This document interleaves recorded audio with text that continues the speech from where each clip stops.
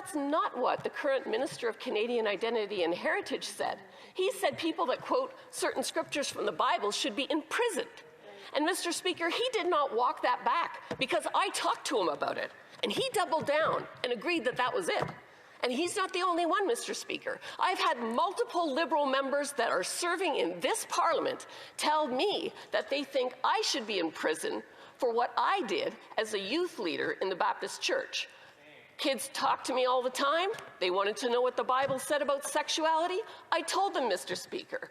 And multiple Liberals in this House have said I should have been imprisoned for that. So you'll forgive me if I don't believe them when they say, oh, we're going to uphold your charter rights and freedoms and you're not going to go to prison. I don't believe that for a moment. And, you know, today's motion that we're going to vote on is another example of this government's overreach and tyranny, and how they always want to shut down debate, especially when it comes to freedom of expression and freedom of religion. You know, all day long I've sat here and listened to them say, we are the party of the Charter of Rights and Freedoms. Well, you are, Mr. Speaker, what your record says you are, and this government has violated mobility rights of millions of Canadians during the pandemic. They violated free expression under previous bills C11, C18, C63, and now C9. The Emergency Measures Act that they put in place was illegal. They froze people's bank accounts, another violation, unlawful search and seizure. The Canadian Summer Jobs Attestation, where if you didn't agree with the government and sign off on their attestation, you couldn't get any funding.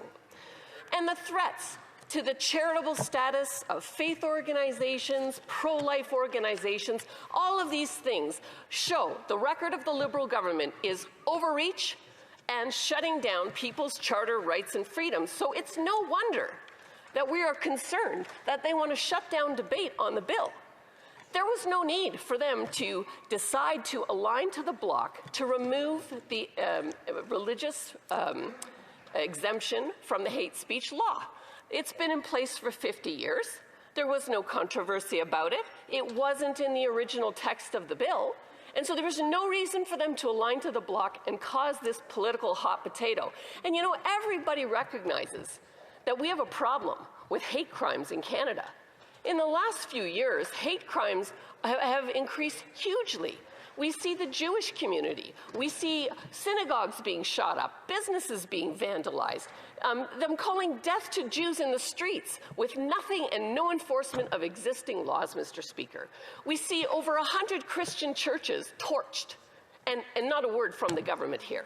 We've seen mosques desecrated. We've seen, Hindus intimidated and harassed. Mr. Speaker, we know there's a problem. There's no argument in this House that there's a problem with hate crimes in this country. But the reality is, the problem is not that we need C9. The problem is that we're not enforcing existing laws. It's already illegal to go shoot up a synagogue. It's already illegal to vandalize a business. It's already illegal to call death threats on people, Mr. Speaker, but there's no enforcement. And all day long I've heard the government say, oh, well, that's not our responsibility federally, that's provincial.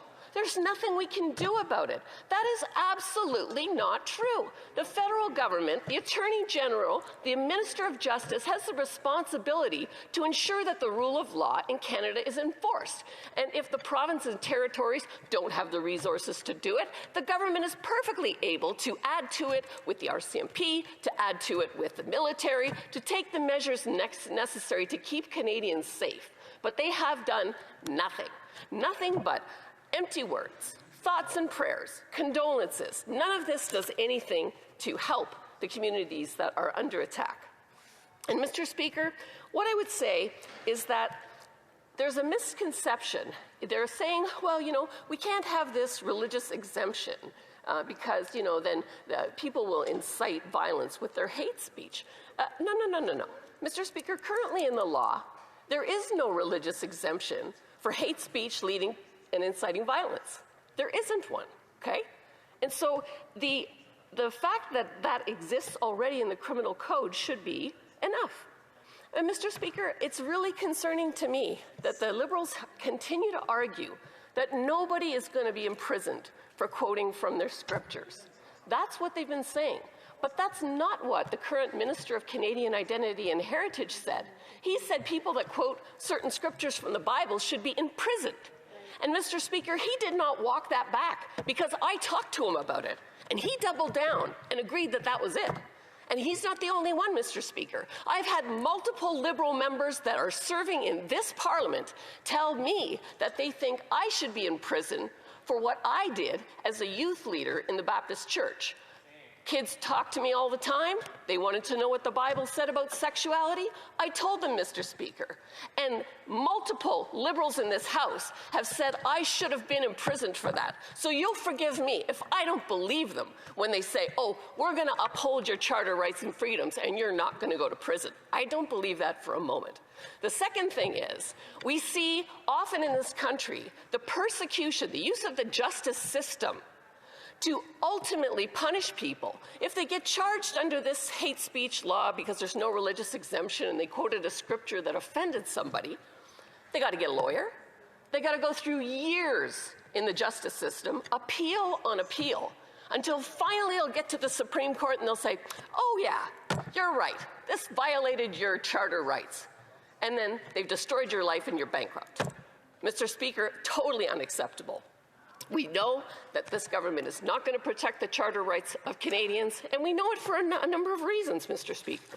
We know it because we already said, okay, we'll take you at your word. We'll bring an amendment. This is the amendment the Conservatives brought. Nothing in this section is to be interpreted or applied so as to interfere with the freedom of expression or the freedom of religion. And the Liberals voted against that, Mr. Speaker, because they do intend to violate people's expression rights and religious rights. And, you know, I'm not just standing here talking about myself going to prison. Certainly I don't think I belong in prison. But there's 30 million people of faith in this country, Mr. Speaker. And we have seen a whole list of who is opposed to this religious exemption being removed.